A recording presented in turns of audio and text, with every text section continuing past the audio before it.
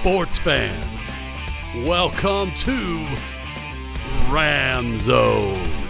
Watch your favorite coaches and players talk about the games, the plays, and the moments that define your favorite ASU teams. Now your host, Cameron Allen. Hey guys, welcome to Ram Zone. This is our first episode, and we're here with the softball coach here at Angelo State, Coach Travis Scott. This is going to be our first episode ever aired, and we're here to have a good time. Let's go ahead and kick it on over to Coach Travis Scott. How are you doing today? I'm doing good. I'm glad to be the guinea pig for this deal, so we'll see how it goes. Well, we're going to do our best here. We had a slower opening than we wanted. But, Coach, let's just go ahead and start with your background in baseball, coaching, and what led you here to Angelo State. Oh, gosh, it's kind of a long story. So, I was lucky enough to play baseball at Southeastern Oklahoma University, and then did my student teaching right outside of my hometown at a high school called Long Grove High School. I think it was Class 4A at the time, and was lucky enough that summer to get offered the head baseball job and assistant football coach. And by the way, you got sixth grade girls basketball also. That was like, what? Girls? I don't think so. But if anybody is familiar with the salary structure in the state of Oklahoma, you don't get paid a lot. So it paid me a little extra money. So I took it, of course. And that kind of got me into my introduction with female athletics. And, had success there on the baseball field, started turning around. And after 2 years, the softball coach retired because, I guess I should preference in the state of Oklahoma, fast pitch softball is played in the fall. It's not a spring sport, it's a fall sport. So I was able to get the job and was the head softball coach in the fall for 5 years and head baseball coach in the spring for 7 years and did seventh grade girls basketball for the remaining 6 years. So, I was able to do that. And then softball coach at Southeastern Oklahoma State retired where I played. So I had some connections there, and high school coach at Durant High School, which is where Southeastern is. He called me and he went to bat for me. He went and talked to the AD, and he's kind of the one that encouraged me to apply for it. And I did, and ended up getting it. Spent 3 years there, and then this came up when Kathy Rodolph took the job at New Mexico State University. Kathy, and she had started the program here when she took that job. Was lucky enough to get the phone call from Kathleen Brassfield, and here I am 21 years later. Yes, sir. It's been a long road. And I didn't know that Oklahoma played softball in the fall. That was something new. Yeah. And talking about your Southeastern Oklahoma days, you finished third or fourth at that World Series, getting yourself a gold glove in all tournament. Yeah, we had a really good team, a great group of guys. Was fortunate enough to play for legendary coach Mike Matheny there at Southeastern, and just loved playing for him. And we had a really good year. It all fell together at the end of the year for us perfectly, and we really got hot, got on the roll. I was a good defensive player. I was a third baseman, had a really good series up there, and it was quite a blessing and kind of a shock, actually, to be called the Gold Glove winner, because there was only one person that got it out of the whole tournament, and they chose me. So it was something that I was proud of. I never was a great hitter, but so I took pride in the defensive aspect of it, and so it was something that has been. I still got it. That trophy still. I've always said, if my house burns down, I'm grabbing that trophy and going. Yes, sir. And obviously, your playing career translated well to coaching. You've been here at Angelo State for 21 years now. And your first year here, won the 2004 National Championship. And it was the quickest turnaround ever to win a national championship. It was the third year of the program here. Yeah, I got to get a lot of credit to, again, Kathy Rodolph and her assistant, Kat Hefner. They started the program here. They brought in a good group of girls. And they actually, so the year before, in 2003, when I was at Southeastern Oklahoma coaching, we played at Angelo State, this new team, and we ended up playing each other in the Lone Star Conference Championship game, and Angelo State beat me.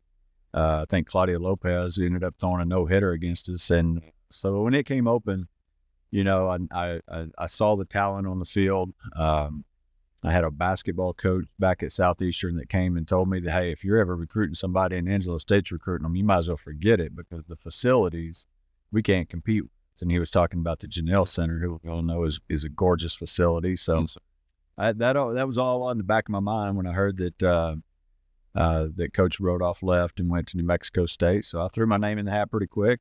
And again, it was just a blessing to be able to come here and take over and took over a great group of athletes. And it took us a little while to figure each other out because they had a way of doing things with Coach Rodolph and I had my way of doing things, and we kind of had to make it all mesh. And we actually started off the season, our first weekend was pretty rough. And but by mid-season, you could see that it was starting to gel. And there at the end of the year, I mean, it was bring it on. I mean, we were rolling, and we kind of had a motto of anybody, anywhere, let's go. And yes, sir. I think we finished the year on a 20-game winning streak, and we actually did lose game one of the final two teams to Florida Southern, but then came back and 6-3, I think, is what the final score was, and got that national championship, and something that was very special, of course. Yes, sir. And you were talking about the Janelle Center. What are some other strengths and unique aspects here at Angelo State that just makes it a top-tier program? Well, too, it starts with the people, and that's you'll hear that a lot, but it's true. West Texas is special, and the people are great, and it's just a great place to live. But the Angelo State in particular, it's administratively. I've been here through four presidents, I think, and it starts at the top. And if you have athletic-minded people at the top, and that filters down and provides us the opportunity to go out and be successful, that's all you can ask for as a coach. It's kept me here. It's the reason why I'm still here.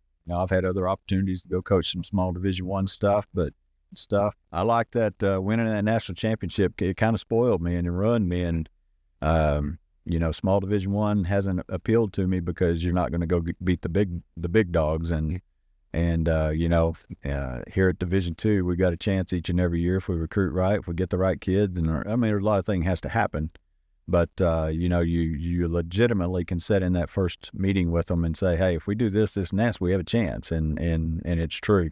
So, yeah, it's been a special place and something that, I just treat it as a blessing to be able to be here. Yes, sir. And you've been here 21 years. 21. Never had a losing season. And I know last year, hate to say it was a little close. Yeah. 29-25 last year.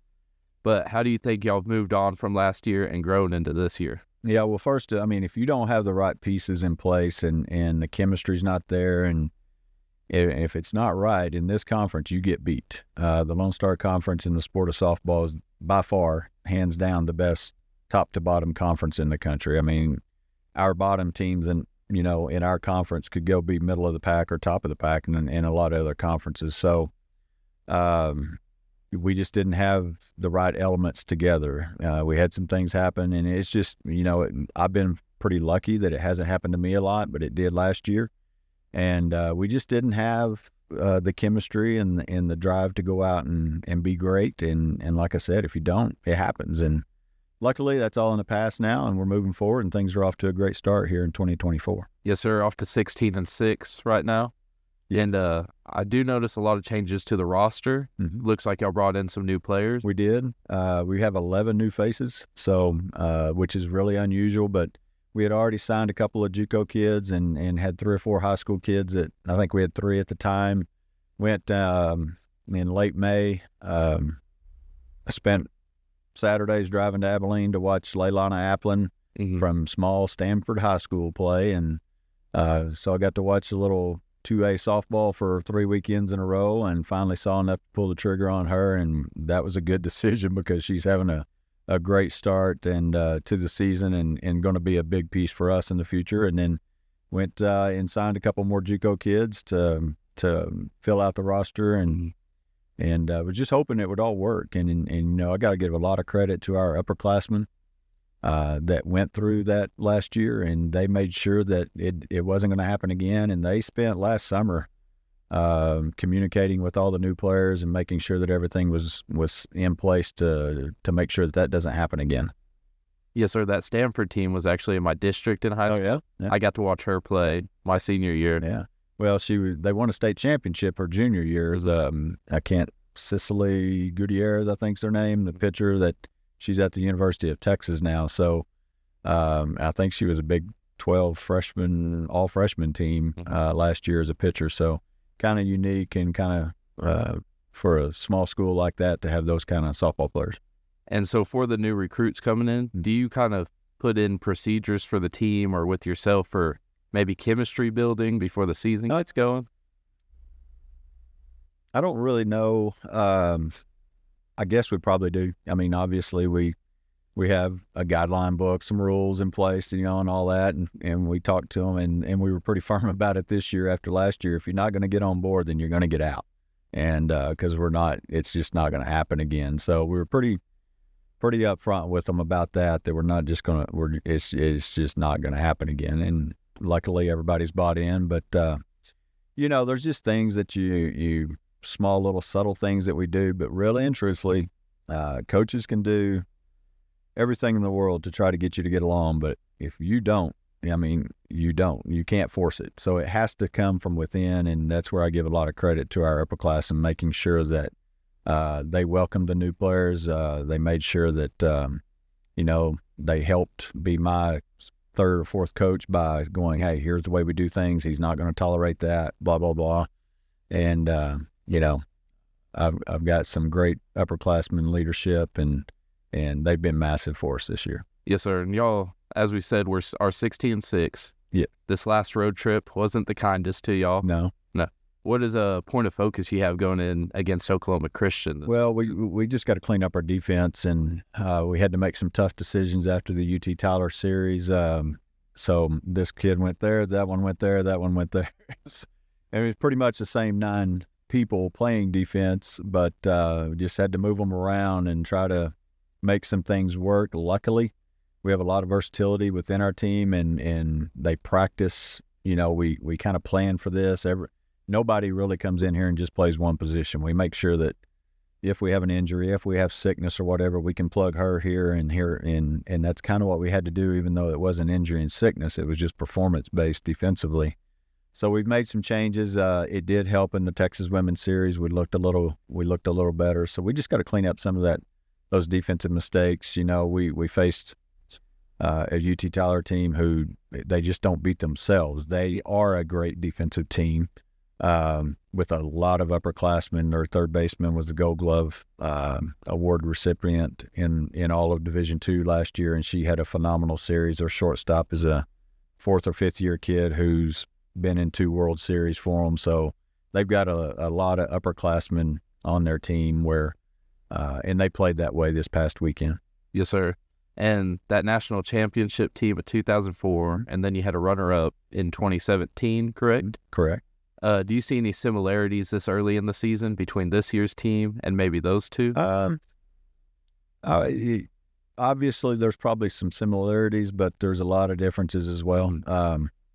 Pitching-wise, back in that 2004 team, it was pretty much a 2-person staff with Claudia Lopez and Aaron Spence, and it was handling the ball, and they go out and throw you complete games. And the game has kind of changed a little bit. Back in that time, pitchers just expected to throw complete games. They didn't expect to come out of games. And now it's more of a staff feel to most of you don't see a lot of complete games anymore. The great pitchers can do it, the ones that can handle it, but it's getting more and more difficult to do. And we're fortunate enough to have 5 people that we trust in the circle right now. So we're throwing a bunch of different looks at people, and it's been working. So there's definitely the competitiveness is probably there. That 2004 team, now they were one of the most competitive groups as a whole, as a unit that I've ever coached, and they didn't win it all just by chance. I mean, they held each other accountable. They weren't afraid to say the tough things that needed to be said to teammates, and that's what really made them special. Is they weren't afraid to say the tough things, and they handled it when a teammate said it to them. It didn't become an issue. So that's what made them special, and looking forward to seeing some of them this weekend. Oh, yes, sir. This weekend you have your Hall of Honor induction. Yeah. What does that mean to you for that? Well, obviously it's a great honor to be recognized with the greats from the history of Angelo State University. To have that team inducted into the Hall of Honor is special. I think it's time, and the timing kind of worked out really good, as if we're working on the 20-year anniversary from that team. So, we had a small roster. We only had 14 players on that team, so which is unique. Now it's 19 to 26 you'll see on rosters. So glad to have them. Again, I know not all of them can make it back for whatever reason, but I think we're going to have 7 or 8 of them here, so it'll be a fun weekend with them. Yes, sir. And I looked into that 2004 team going into the World Series tournament y'all had. Going into that, y'all were only the 9th best record, which is still really good going in. Did y'all have some type of motto or mindset just going into it, or just like I said earlier, I mean, we did start off a little bit difficult, and but they knew at the end that it was all clicking, and they understood what they were going to get out of me and Coach Shaw, and I understood they understood their role. They knew basically they could have written the lineup for me at the end of the year, because it was pretty much the same. We did have an injury in our final weekend of the regular season, so we had to move some people there, but it was fun to watch them. But yeah, we took on the motto of anybody, anywhere, bring it on and let's go. And they had a little sass to them, but they treated other teams with respect, but they weren't fearful of anybody. And it was just fun to be a part of. Yes, sir. And you said you finished that season on a 20-game winning streak. I myself can be pretty superstitious. Do you have any superstitions or routines going into games or anything? It's I get into a comfort zone, so I don't like to call it superstitions. I call it getting into my comfort zone. So yeah, there's certain things that I eat at home. We actually at that World Series before our first game, we went to a Denny's and had lunch at Denny's, and we ate at Denny's 7 days in a row. 7 days in a row. The moon's over my hammy. I hope I never have to eat it again, because I ate it for 7 days in a row. But yeah, you just kind of get into, you and other people like superstitions. I like to call it getting into our comfort zone. And obviously I think that baseball and softball, probably as much as any sport, those kind of things happen because you play so many games, and hey, if it's working, don't mess with it. Yes, sir. I would be the one who would maybe wear the same underwear, same shorts for games. They'd get washed. Of course, Okay. I hope so. Yes, sir. And you're coaching student athletes. This isn't professional. What would you say is a struggle or maybe a good thing about trying to balance academic and athletic life? Well, it's really a challenge.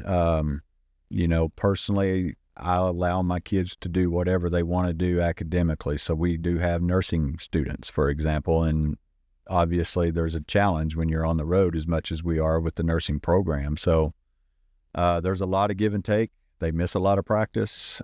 They've even missed some games. We had one student who missed the Texas Women's Series because she had to be back, and so it can be frustrating. But at the end of the day, these girls are not going to be professional softball players. They're going to be nurses or engineers or whatever. So that's where I just have to kind of put my ego aside and say, if you want to be and we've had great players that were nursing students, so I'm not going to tell them no. Courtney Barnhill, Danae Bina, Amber Hill, Kelly Johnson. We've had a lot of great ones, so I'm not going to turn those kids away just because that's what they want to do. But it is challenging. It's something that our practice isn't always the same each day because it kind of depends on their class schedule for that day. So yeah, it's a give and take, but at the end of the day, it's about them and their future. Yes, sir. And you've gone through a lot of student athletes that you've coached here at Angelo State. Calling me old?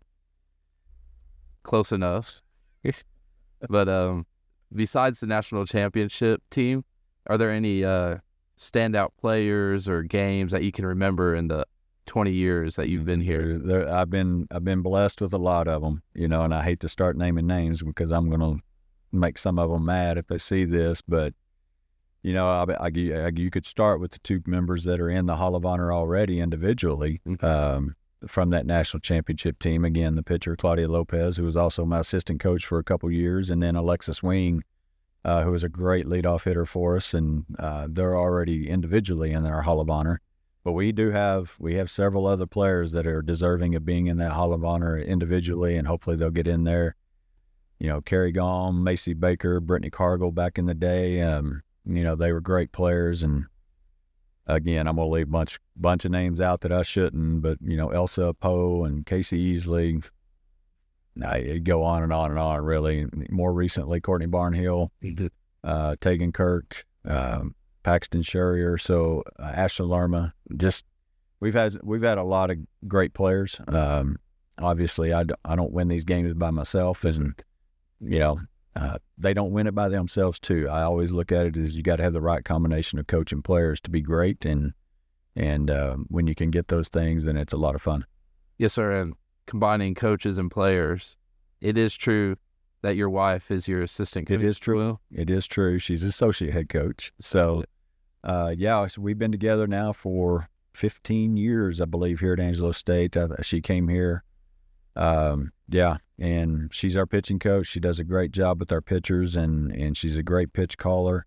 She also works with our outfielders. So it's been a lot of fun. Of course, there's some frustrating times too when you're around each other that much, but we've learned that when we go home, we do our dangest to leave it at the office or at the field and not carry it into home. Of course, you have to some, but you know, we have a young child now, and so when we get home, we try to focus on him and making sure that we don't bring our issues that happened at work or happened at practice or on game day and take it out on him. We try to, you know, just be normal parents to him.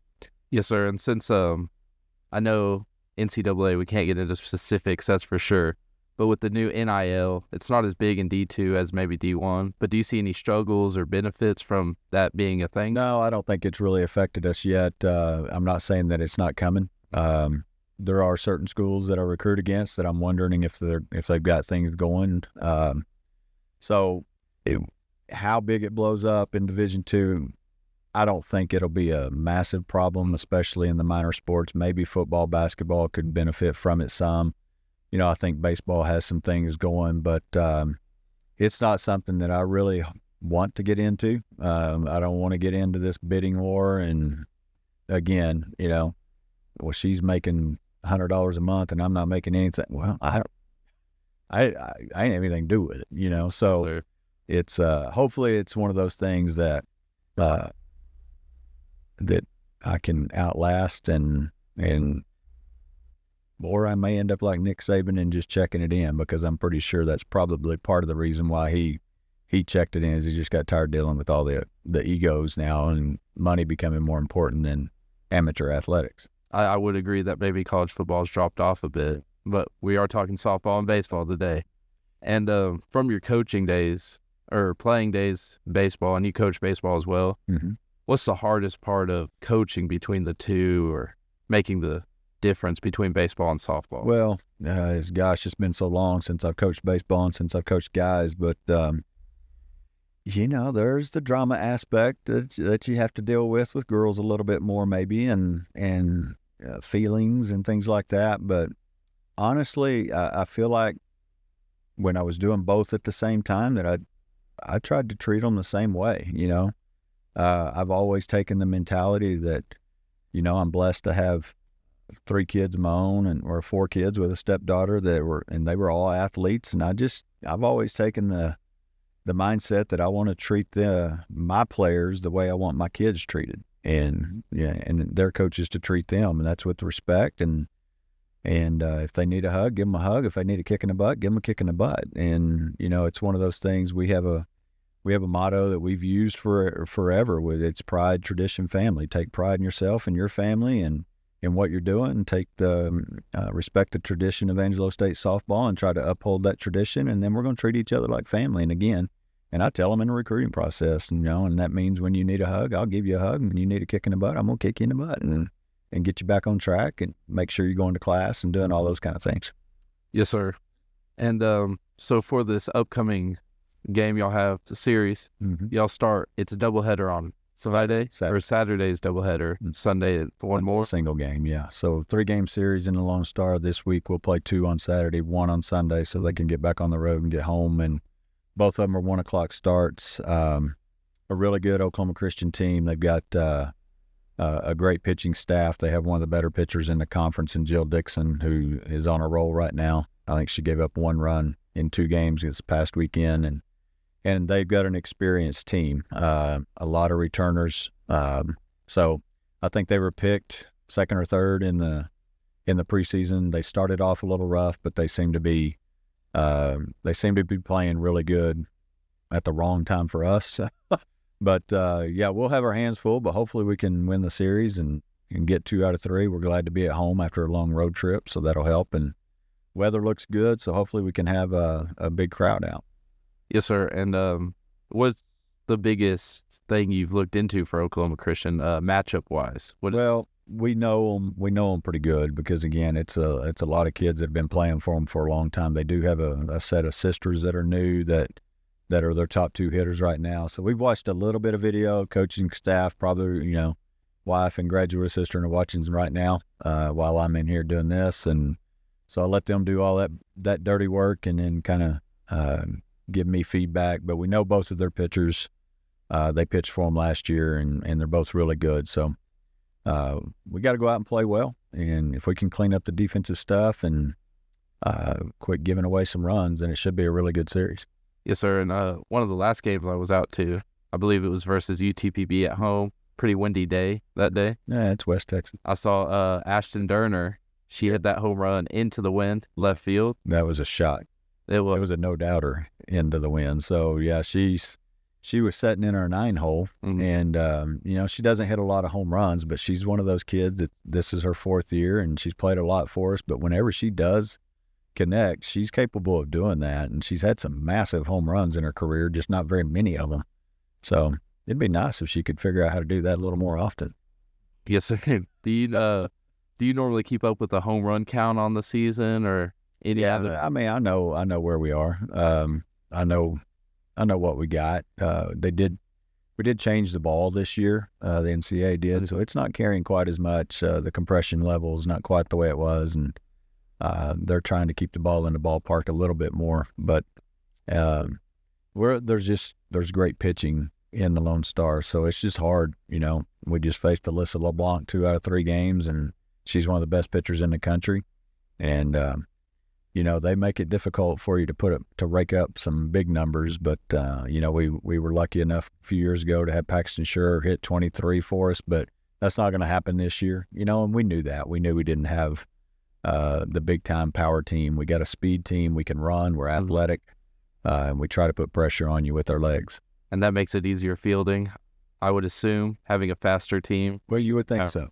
So far, not so much. So hopefully we're going to figure it out. I mean, we needed to make some changes, and we had a good series at Texas Women's defensively. Made a couple mistakes, but we just have some people learning some positions that haven't played a ton of time there, and but they're figuring it out. They'll be fine. Yes, sir. And talking with you today, I can tell why you have 6-time Lone Star Conference Coach of the Year. Well, thank you. Do you remember every year those were? Or? No. No.